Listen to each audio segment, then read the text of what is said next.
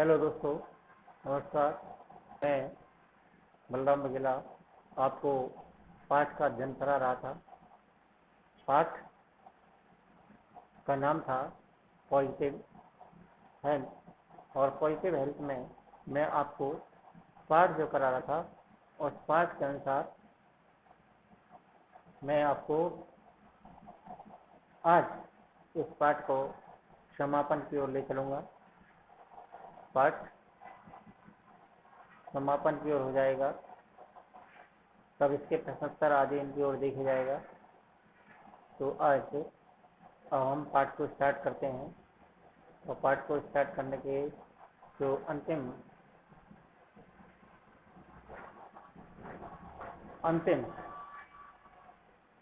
स्थिति है उसकी ओर लेते हैं।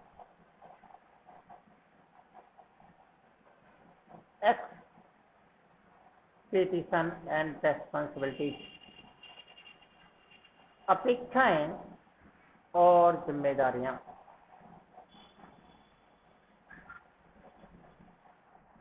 आपको देखना है अपेक्षा और जिम्मेदारियां। इस पाठ का अंतिम हो रहे। अब तक आपको बताया गया कि भाई शरीर हमारा किस प्रकार से काम करता है, मॉनिटर किस प्रकार से काम करता है, हमें किस प्रकार से कार्य करना चाहिए। अब कहाँ तक क्या आशाएं रखते हैं और क्या हमें करना चाहिए। बाय इंस्टिंक्ट, स्वाभाविक प्रवृत्ति के कारण, मोस्ट पेरेंट्स, ज़्यादातर पेरेंट्स, माता पिता, लव एंड केयर, प्यार और परवाह करते हैं फॉर दियर चिल्ड्रन, अपने बच्चों की। यट तब वेरी ऑफन, फिर भी बहुत सारे, their expectation and ambition put too much pressure on the children. फिर भी इनमें से बहुत सारे ऐसे लोग हैं जो अपनी महत्वाकांक्षाएं, अपनी इच्छाएं पुट रख देते हैं, टू मच प्रेशर, बहुत अधिक प्रेशर के साथ, दबाव के साथ, ऑन द चिल्ड्रन, अपने बच्चों पर। When children can not reach the level, जब बच्चा उस स्तर तक नहीं पहुंच पाता है, ऑफ दियर पेरेंट्स एम्बिशन, जितनी की उसके माँ बाप को इच्छा होती है उस इच्छा तक नहीं पहुंच पाता है। They can suffer from tremendous action and stress, तो वे सफर, पीड़ित हो जाते हैं, फ्रॉम ट्रेमेडियस, अत्यधिक, सक्सेशन, हताशा से, एंड स्ट्रेस, और तनाव से। कुछ माँ बाप जो हैं अपने बच्चों को प्यार दुलार करते हैं। अब कुछ माँ बाप ऐसे भी हैं उस दुलार के साथ अपने बच्चों से कुछ इच्छाएं और अपेक्षाएं भी रखते हैं। ऐसी स्थिति में वे अपने बच्चों पर दबाव डालते हैं, और जब वे अपने बच्चों पर दबाव डालते हैं तो जब उसके माँ बाप की इच्छा के अनुसार बच्चा उस लेवल तक नहीं पहुंच पाता है, तो वे अत्यधिक तनाव और हताशा से अपने आप को परेशान कर लेते हैं। दिस में लीड टू ड्रग, और वे ड्रग एक्सपेरिमेंटेशन, और वे पहुंच जाते हैं अत्यधिक ड्रग, नशीले एक्सपेरिमेंटेशन प्रयोग की ओर। वे नशीले प्रयोग की ओर पहुंच जाते हैं।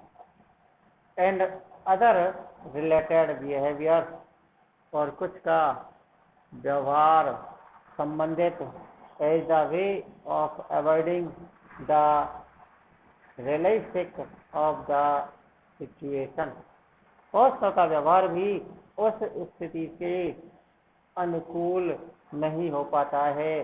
वे लोग अपने आप को असुरक्षित महसूस करते हैं। अतः हमें ऐसे व्यवहार से बचना चाहिए। From the beginning, from the beginning, शुरू से ही children should be allowed to develop in their own natural happy.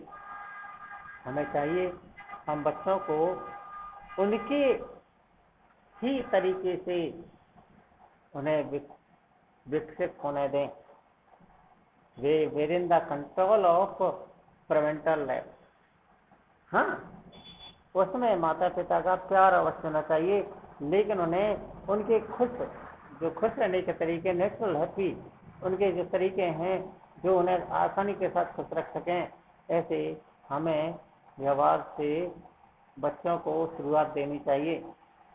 Guidance and care, हमें उन्हें उस ओर गाइडेंस हमें उनको संरक्षित करना चाहिए, उनको प्रदर्शित करना चाहिए। And care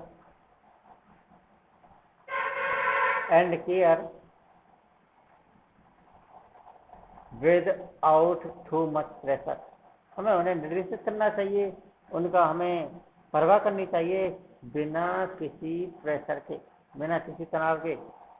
A change of some conventional parents, एक ऐसे माता पिता अपने आप को पारंपरिक रूप से may be helped to prevent many cases of drug dependence and other affiliate problems। तो ऐसी पारंपरिक क्रियाओं से एक ऐसे माँ बाप अपने बच्चों को रोक सकते हैं जो इस ओर अग्रसित हो रहे हैं। एफिलेट प्रॉब्लम, ये किशोरों की समस्या है, अर्थात जो इच्छाएं आकांक्षाएं होती हैं वे हम अपने बच्चों पर थोपते हैं और बच्चा अधिक तनाव में होता चला जाता है। ये भी एक मूल कारण है। हमें अपनी इच्छा को और तनाव को बच्चों पर नहीं प्रेषित करना चाहिए। बच्चों को उसी प्रकार से हमें खुशी के साथ बढ़ने देना चाहिए जिस प्रकार से वो बढ़ते हैं। We should also understand our parental responsibilities, हमें चाहिए कि हम अपने माँ बाप के, स्वयं के माँ बाप होने के उत्तरदायित्व को समझें। टू द वर्ल्ड एनवायरमेंट, इस सांसारिक पर्यावरण में। रिमेंबर, याद रखो, that the living space of this world, याद रखो इस संसार में रहने के लिए स्थान लिमिटेड है। लिमिटेड, बिल्कुल लिमिटेड, संसार में स्थान बिल्कुल ही लिमिटेड है। And we must have enough space for our future generation to live happily. We must have, हमें चाहिए, एनफ स्पेस, पर्याप्त स्थान, फॉर आवर फ्यूचर जनरेशन, भविष्य में आने वाली जनरेशन, पीढ़ियों को, टू लिव हैप्पीली, जिससे कि वे खुश रह सकें। हमें याद रखो, रहने के लिए संसार में जगह कम है। हमें आने वाली जो पीढ़ियां हैं उन पीढ़ियों के लिए जगह की आवश्यकता है, तो उन्हें जगह रखने के लिए, हमें उन्हें जगह रखने के लिए चाहिए। टू अचीव दैट एम, इस लक्ष्य को प्राप्त करने के लिए we must practice family planning, हमें परिवार नियोजन अपनाना चाहिए। And limit the birth rate, और जन्म दर में कमी करनी चाहिए। By having only 1 or 2 children, 1 या 2 बच्चे पर कपल, एक माता पिता के द्वारा। Between each birth there should be a gap of 3 or 4 years, बीच में, इन दो संतानों के बीच में जो वर्थ, जन्म का जो जन्म है, उन दोनों के बीच में एक गैप भी होना चाहिए, एक अंतराल भी होना चाहिए ऑफ 3 or 4 years, 3 या 4 वर्ष का, so that जिससे कि ईच प्रत्येक चाइल्ड इज नॉट डिप्राइव्ड, जिससे कि कोई भी बच्चा वंचित ना रहे ऑफ द राइट अधिकार से to sufficient parental love and care, पर्याप्त पेरेंटल माँ बाप के प्यार और परवाह से। अर्थात हमें इतना अवश्य करना चाहिए कि हमें वो प्यार और परवाह से वे अपने बच्चों को वंचित ना रखें। Family planning really means family welfare. परिवार कल्याण का वास्तव में पूरा अर्थ है फैमिली वेलफेयर, परिवार कल्याण। As it help to keep women healthy, इससे हमें सहायता मिलती है औरत को स्वस्थ रखने की। Enough to contribute to a happy home environment, इतना पर्याप्त अंशदान जो कि एक घर के वातावरण को खुश बना सके। A happy healthy mother is a key to the welfare of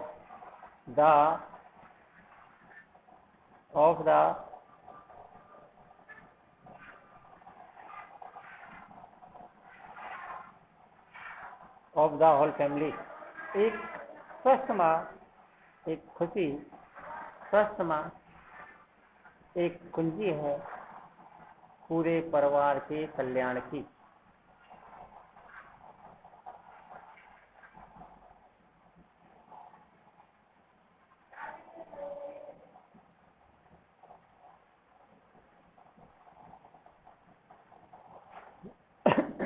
The mind is not important in the maintenance to positive health.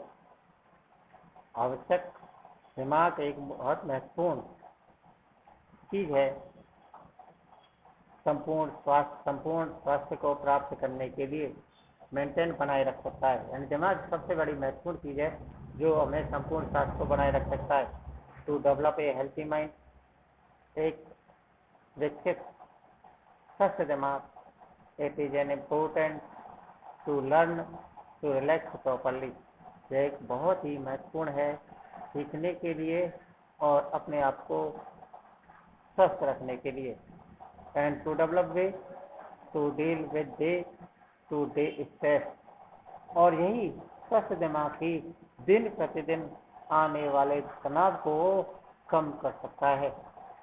Many diseases such as high blood pressure, बहुत सारी बीमारियां जैसे कि उच्च रक्तचाप एंड सम हार्ट प्रॉब्लम, और कुछ हृदयाघात की बीमारियां और thought to be related in stress, ये सभी संबंध रखती हैं तनाव से। So by using relaxation techniques you may avoid, तो इसलिए हमें ऐसे चीज़ों को अपनाना है जिससे कि हम अपने दिमाग को शांत रख सकें। You may avoid many health problem, यदि आपका दिमाग सही है, दिमाग स्वस्थ है, तो आप बहुत सारी बीमारियों से बच सकते हैं। However, यद्यपि even when we enjoy good health, जब हम अच्छे स्वास्थ्य का आनंद लेते हैं, डिसीज में अक्सर तो निश्चित रूप से बीमारियां भी आएंगी या आ सकती हैं। अकॉर्डिंग टू इंटरनेशनल स्टैटिस्टिक्स, अंतर्राष्ट्रीय सांख्यिकी के अनुसार ईच पर्सन, प्रत्येक व्यक्ति is at risk to becoming sick और injured about twice a year on average, each person, प्रत्येक व्यक्ति इज एट रिस्क, जोखिम उठाता है, ऑफ बिकमिंग, होने की, एक बीमार, और इंजरी, या फिर कोई भी चोट लगना, अबाउट प्राइस, तो ए ईयर, एक वर्ष में, ऑन एवरेज, औसत के अनुसार। हाँ, आंकड़े बताते हैं कि व्यक्ति साल में 2 बार बीमार होता है। ये वह सामान्य रूप की बीमारी हो सकती है, अथवा वह कोई भी चोटग्रस्त हो सकता है, चोटिल भी हो सकता है। अतः हमें ये तो आवश्यक है कि हमें बीमारी साल में 2 बार आवश्यक है, तो 2 बार आवश्यक है, तो इसका मतलब ये नहीं है कि हमें बीमारी नहीं हो सकती, बीमारी तो हो सकती है। लेकिन क्या कहना चाह रहा है वो, it is important to deal with any sickness और injury is a realistic any intelligent way without panic. It is important to deal with, इसलिए महत्वपूर्ण है कि हम अपनी बीमारी अथवा छूट और रियलिस्टिक एंड इंटेलिजेंट, उसे बिल्कुल अच्छे तरीके से समझें, विदाउट पैनिक, बिना किसी घबराहट के। कह रहा है वो कि हमें निश्चित रूप से बीमार होना है। जब बीमार होना है तो हमें ऐसा नहीं करना है कि हम परेशान हो, हमें अपनी बीमारियों को अपने दिमाग से, बुद्धिमान तरीके से, हमें अपने आप को घबराहट से हट करके इनका इलाज कराना आवश्यक है। Knowledge of the body should help you, शरीर की ज्ञान शुड हेल्प यू, तुम्हें इसमें ज्ञान सहायता करेगा, टू मैनेज, बनाएगा, एन इमरजेंसी सिचुएशन, एक इमरजेंसी, बिल्कुल सिचुएशन, स्थिति, before contacting A doctor for proper medical management when necessary. आपका दिमाग ही आपको उस स्थिति को बताएगा कि आपको डॉक्टर के पास दवाइयों से ही मध्यस्थता करनी है यदि आवश्यक है तो। एनी मेडिसिन और ड्रग सच एज एंटीबायोटिक, कोई भी ऐसी दवाई वास्तव में जो एक प्रतिजैविक औषधि है, कोई भी दवाई जो प्रतिजैविक है, अर्थात एंटीबॉडी, एंटीबायोटिक जिसे बोलते हैं, वो एक प्रतिजैविक दवाई है, और स्टोन और स्ट्रॉन्ग और तेज पेन किलर, दर्द को दूर करने वाली दवाएं, नीड, आवश्यक, to be monitored by a doctor, हमें लेनी चाहिए, आवश्यक है तो हमें ऐसी दवाइयाँ लेनी चाहिए प्रतिजैविक, जो तेज दवाएं दर्द वाली हैं उन्हें हमें लेना चाहिए बाई ए डॉक्टर, डॉक्टर के द्वारा, और अदर क्वालिफाइड पर्सन, या किसी भी जानकार व्यक्ति के द्वारा जो दवाइयों के बारे में जानता है, इन द हेल्थ प्रोफेशन, जो दवाइयों के बारे में जानता है, ऐसे लोगों के माध्यम से हमें दवाइयों को लेना चाहिए। हमें बिना किसी कारण से, अकारण से, जिससे हमें कोई तात्पर्य ही नहीं है, हमें ना ही किसी प्रकार का प्रतिजैविक औषधि लेनी चाहिए, ना ही हमें कोई ऐसी दर्द, जिनसे दर्द समाप्त होता है, ऐसी तेज दवाई नहीं लेनी चाहिए। ऐसी दवाइयाँ हमें तब तक नहीं लेनी चाहिए जब तक कि हमें कोई भी जो इस प्रोफेशन, इस व्यवसाय से, इस तरीकों से जुड़ा हुआ व्यक्ति है, अर्थात चाहे वो डॉक्टर हो या अन्य कंपाउंडर हो, हमें उनके बिना ऐसी दवाइयाँ नहीं लेनी चाहिए। धन्यवाद। ये आपका पाठ कंप्लीट हुआ है आज। अब इसके प्रश्नोत्तर हैं। इन प्रश्नोत्तरों को आप अगर आपने पाठ किया पढ़ा है तो आप इनका हम उत्तर भी आसानी के साथ दे सकते हैं। What do you mean by health? How can A V remain mentally well? इस प्रकार से हम अपने आप को, दिमाग को कैसे स्वस्थ रख सकते हैं। What is the quality of environmental condition of developed countries? हम किस प्रकार से जो विकसित देश हैं उन देशों में किस प्रकार से अपने वातावरण को वे डेवलप करते हैं। What in the advantage of environmental condition in developed country? किस प्रकार से वो अपनी एनवायरमेंटल कंडीशनों पर अपने आप को प्रभावित करते हैं। How can infectious diseases be related properly? जो कैसी बीमारियाँ जो मुख्य रूप से होती हैं वो इन्फेक्शन वाली बीमारियाँ को हम किस प्रकार से उनका ट्रीटेड कर सकते हैं। What is the altitude of doctor toward? यानी आपके जितने प्रश्न हैं इन प्रश्नों को जब आपने किया है, आपने पाठ को पढ़ा है, तो आपके पाठ पढ़ने के बाद ही आप अपने इन प्रश्नों का उत्तर दे पाएंगे। आपको प्रश्नों का उत्तर देना है तो पाठ को पढ़ना आवश्यक है। पाठ को एक बार अवश्य पढ़िएगा, दोबारा से पढ़िएगा। पाठ आप पढ़ेंगे उतना ही ज़्यादा अच्छा रहेंगे, और जितना पाठ आप पढ़ेंगे आपकी समझ में उतना ही ज़्यादा आएगा। मैं सोचता हूँ कि आप अधिक से अधिक इन पाठों का अध्ययन करेंगे, समझने का प्रयास करेंगे। हमसे समझिएगा। आपके पास पासबुकें हैं, पासबुकों में से भी कुछ अर्थ को समझने का प्रयास कीजिएगा। जितना अर्थ आप समझ सकते हैं प्रयास कीजिएगा। बाकी हम आप लोगों को करा ही रहे हैं। कुछ और अधिक कहीं पर नहीं समझ बैठती है तो उसको आप हमें बता सकते हैं, हम जिससे कि आपकी समस्याओं का समाधान कर सकें। लेकिन भाई आपको पढ़ना तो आवश्यक है। अब आगामी वीडियो में हम आपको अगला पाठ पढ़ाने की कोशिश करेंगे। निश्चित रूप से आप ध्यान दीजिएगा, पढ़ने का प्रयास कीजिएगा। यदि आप पढ़ेंगे तो आप अपने आप को ऊंचाई तक ले जाएंगे। एम बनाइएगा, एम एम जब बनाएंगे तभी हम उस लक्ष्य की ओर अग्रसर हो सकते हैं। यदि आप एम नहीं बनाएंगे तो आप अग्रसर नहीं हो सकते। कोशिश कीजिएगा।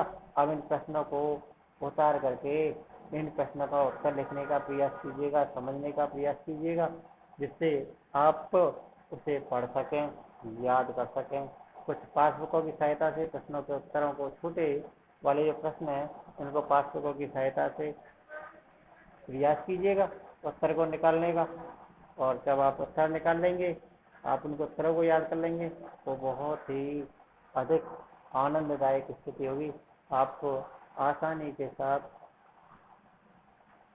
इन्हें जो समस्याएं हैं इन समस्याओं को सॉल्व कर सकेंगे। इसी आशा के साथ हम आपको पुनः यही ध्यान दिलाते हुए भाई पढ़ाई कीजिएगा। विद्यालयों का कोई आसार नहीं है कब तक आपको खुल सकें। आपकी 10वीं क्लास की पेपर हैं, ये दिमाग से निकाल दीजिएगा कि भाई 10वीं की बोर्ड नहीं है, बोर्ड है, निश्चित है, ऐसा नहीं है। आपको ये एक अलग अलग तरीके हैं कि उन्हें किस प्रकार से प्रेषित करना है, किस प्रकार से नहीं करना है। इन सब बातों को ध्यान में रखते हुए आपको तो बस पढ़ाई करनी है। आप तो पढ़ने की ओर ध्यान दीजिएगा, आपको पढ़ाई पर विशेष ध्यान देना है। धन्यवाद।